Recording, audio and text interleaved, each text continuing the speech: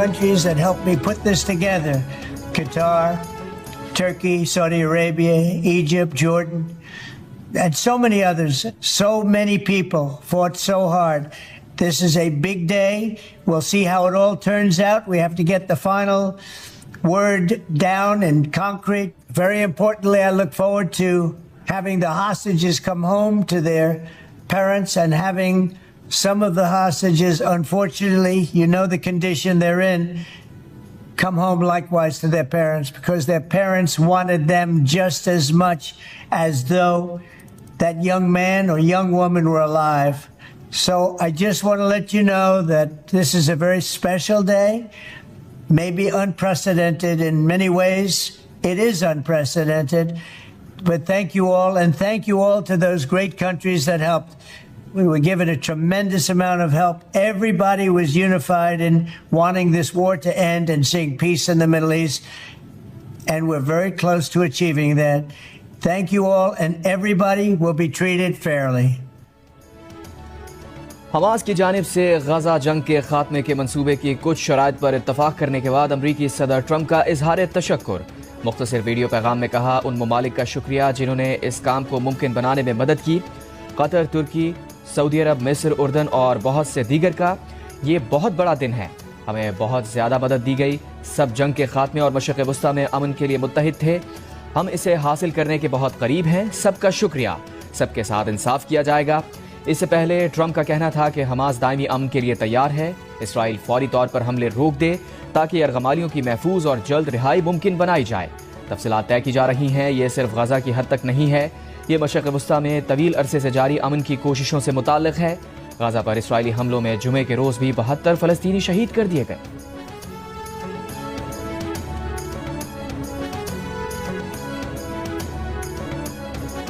Hamas نے Trump کا امن منصوبہ بڑی حد تک قبول کر لیا. بعض تحفظات کا اظہار. بات چیت پر رضامند. حماس تمام اسرائیلی یرغمالیوں زندہ یا لاشوں کو واپس کرنے پر آمادہ. کہا معاملے کی تفصیلات پر بات چیت کے لیے ثالثوں کے ذریعے مذاکرات میں شامل ہونے کو تیار ہیں. حماس کا غزہ کا انتظام آزاد ٹیکنوکریٹس کی فلسطینی باڈی کے حوالے کرنے کے معاہدے کا بھی اعادہ. ہتھیار مستقبل کے فلسطینی حکمرانوں کے حوالے کیے جائیں گے. جنگ بندی کے لیے عرب، اسلامی، بین الاقوامی اور امریکی صدر ٹرمپ کی کوششوں کو سراہتے ہیں. حماس نے برطانیہ کے سابق وزیر اعظم ٹونی بلیئر کا مجوزہ کردار مسترد کر دیا. ادھر سینئر حماس رہنما موسیٰ ابو مرزوق کا کہنا ہے کہ اسرائیلی قبضہ ختم ہونے سے پہلے حماس غیر مسلح نہیں ہوگی. غزہ میں 72 گھنٹے کے اندر یرغمالی حوالے کرنا غیر حقیقت پسندانہ ہے. حماس اور اس کے ہتھیاروں سے متعلق تمام مسائل پر بات چیت کرنے کو تیار ہیں. صدر ٹرمپ کی تجویز پر حماس کا جوابی قطری ثالثوں کو موصول ہو گیا.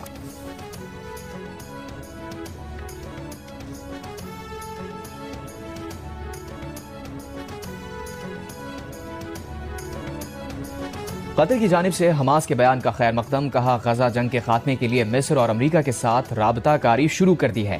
مصری وزارت خارجہ نے کہا ہے کہ حماس کے جواب کے بعد مثبت پیش رفت کی امید ہے. حماس کے جواب کے بعد تمام فریقین ٹرمپ کے غزہ پلان پر عمل درآمد کرا سکیں گے. غزہ میں مستقل جنگ بندی کے لیے عرب، یورپی ممالک اور امریکہ سے مل کر کوشش کریں گے. برطانوی وزیر اعظم کا ٹرمپ معاہدے پر بلا تاخیر عمل درآمد کے لیے فریقین پر زور. کہا حماس کا امریکی امن منصوبہ تسلیم کرنا اہم پیش رفت ہے. ٹرمپ کی کوششوں کے حامی ہیں جس نے ہمیں امن کے قریب پہنچایا. مزید مذاکرات اور پائیدار امن کے لیے اتحادیوں کے ساتھ کھڑے ہیں.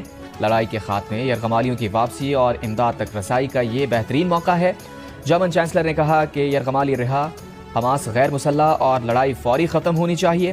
یہ سب انتہائی تیزی سے ہونا چاہیے. تقریباً 2 سال بعد امن کے لیے یہ بہترین موقع ہے. جرمنی غزہ میں جنگ بندی کے لیے اپنی کوششیں جاری رکھے گا.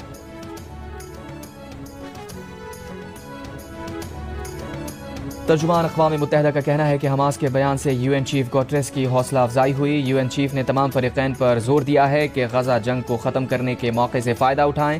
فرانس کے صدر میکرون نے کہا کہ حماس کے عزم پر بلا تاخیر عمل کیا جائے. اب امن کی جانب فیصلہ کن پیش رفت کرنے کا موقع ہے. امریکہ اسرائیلیوں، فلسطینیوں اور دیگر بین الاقوامی شراکت داروں کے ساتھ اپنا کردار ادا کریں گے.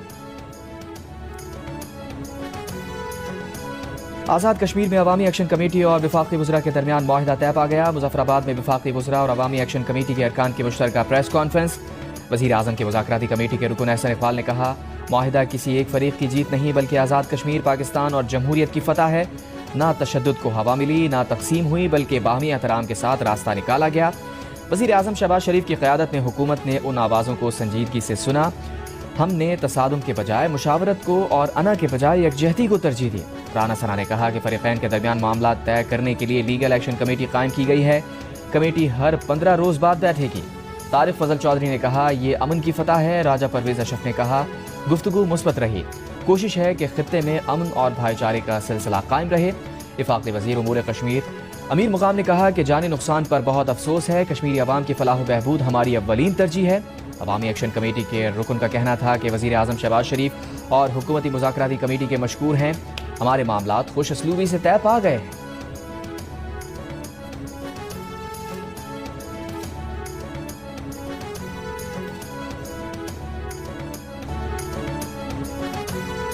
قومی ایئر لائن کی برطانیہ کے لیے پروازیں رواں ماہ بحال ہو رہی ہیں۔ برطانوی سول ایویشن اتھارٹی نے فوراً ایئر کرافٹ آپریٹنگ پرمٹ جاری کر دیا۔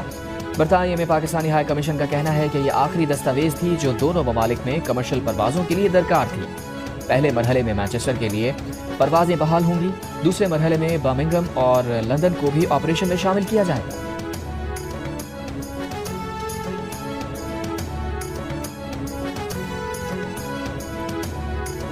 بلوچستان میں زرعی صارفین کو سولر انرجی پر منتقل کرنے کا منصوبہ مکمل۔ کیسکو کے مطابق 25,678 زمینداروں کو 20 لاکھ روپے ادا کر دیے گئے۔ رقم ملنے کے بعد زمیندار ٹرانسفارمرز کیسکو کو واپس کرنے کے پابند ہیں۔ 12,319 زمینداروں نے زرعی ٹرانسفارمرز اتار کر واپس کر دی۔ مختلف مکاتب فکر کے علماء نے کہا ہے کہ کسی اور کے گستاخانہ کلمات کو نقل کرنا توہین کے زمرے میں نہیں آتا، اس پر توہین کے قانون کا اطلاق نہیں ہوتا۔ کسی کو یہ حق نہیں پہنچتا کہ وہ اس بنیاد پر کسی کو گستاخ قرار دے۔ جیو نیوز کے پروگرام آج شاذب خانزادہ کے ساتھ میں اسکالر محمد علی مرزا پر توہین کے کیس کے تناظر میں معروف عالم دین مفتی طارق مسعود، علامہ امین شہیدی، مفتی فضل ہمدرد، جاوید احمد غامدی، ڈاکٹر مفتی نعمان نعیم، علامہ جواد نقوی، مولانا عمار ناصر اور مفتی کاشف علی کی رائے پیش کی گئی۔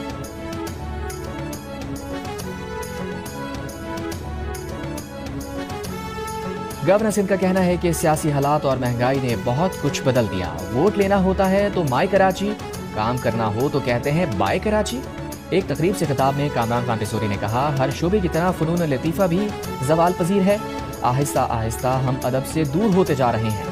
ملک کا تھیٹر فیملی کے ساتھ جا کر نہیں دیکھا جا سکتا۔ اردو کا کام سب سے زیادہ پنجاب میں ہو رہا ہے۔ ہر ماہ گورنر ہاؤس میں مشاعرہ ہوگا۔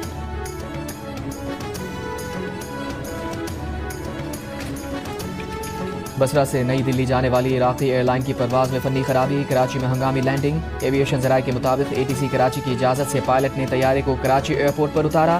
انجینئرز نے معائنہ کیا، تمام مسافر بوئنگ 737 طیارے میں موجود رہے۔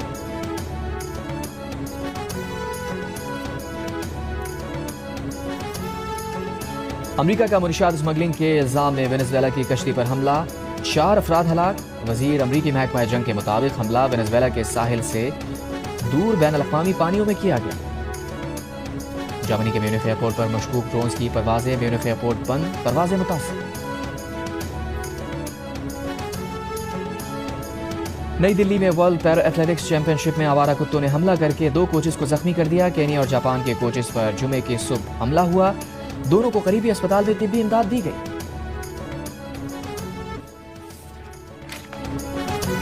اور برطانوی وزیر اعظم کا ٹرمپ معاہدے پر بلا تاخیر عمل درآمد کے لیے فریقین پر زور، کہا حماس کا امریکی امن منصوبہ تسلیم کرنا اہم پیش رفت ہے، لڑائی کے خاتمے یرغمالیوں کی واپسی اور امداد تک رسائی کا یہ بہترین موقع ہے۔ جرمن چانسلر نے کہا کہ غزہ میں جنگ بندی کے لیے کوششیں جاری رہیں گی۔ فرانس کے صدر میکرون نے کہا کہ امریکہ اسرائیلیوں، فلسطینیوں اور دیگر بین الاقوامی شراکت داروں کے ساتھ اپنا کردار ادا کریں گے۔ UN چیف کا فریقین پر غزہ جنگ ختم کرنے کے موقع سے فائدہ اٹھانے پر زور۔